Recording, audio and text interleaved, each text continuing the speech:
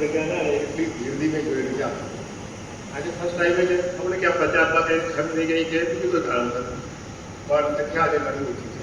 પણ ખૂબ મામલો બધો છે સાહેબ. આપણે અનુભવો અને તમારે જે ભવિષ્યમાં કરવાનું છે એના માટે માર્ગદર્શન આપ્યું. અહીંયા મારું નીરુભાઈ કહ્યું એક જ કારણ કે હું તો આજીવન શિક્ષણ સાથે સંકળાયેલો મળે છેલ્લા 15 વર્ષથી આ સમૂહમાં બોલવાનું બંધ થઈ ગયું વિદ્યાર્થીઓ હોય. એટલે આજે મૂકવો તો કે ખાસ તો હું આ યંગ જનરેશન જે છે અને બ્રિલિયન્ટ જનરેશન છે, આ બધી બ્રિલિયન્ટ જનરેશન છે, એમણે હું મળું.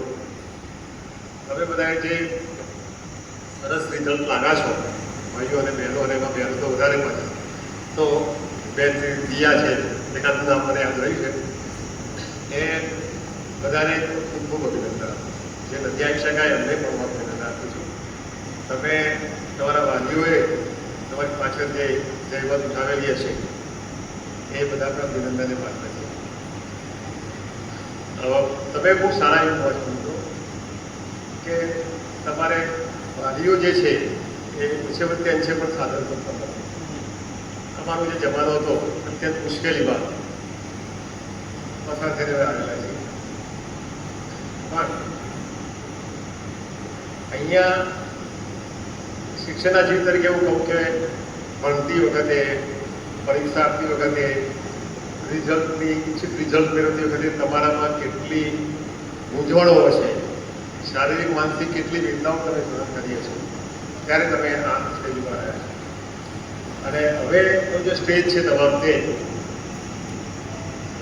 ભાવિ તમારે શું પ્લાન કરવું, અને ખાસ પટેલ સાહેબ માટે જ આપણે અહીંયા આમંત્રણ એમને આપેલું છે. તમે વિચારો, અને જરૂર પડે તો એનું ઊંડું અથવા બીજા જે તમને અનુભવ લાગ્યા માણસો બધું સંપર્ક કરીને સારું ભવિષ્ય બનાવો. ગમે ત્યાં એડમિશન ના રહી લેતા પહેલી વાર, અને એ સારા ભવિષ્ય માટે પણ તમે બહુ શુભેચ્છા. મિત્રો, આ જે યુગ છે જાણો તમે કે આ ચેલેન્જનો, કોમ્પિટિશનનો યુગ છે. આ ખાસ વિદ્યાર્થીઓને સાહેબને તો ખબર છે કે આ કોમ્પિટિશનનો યુગ છે.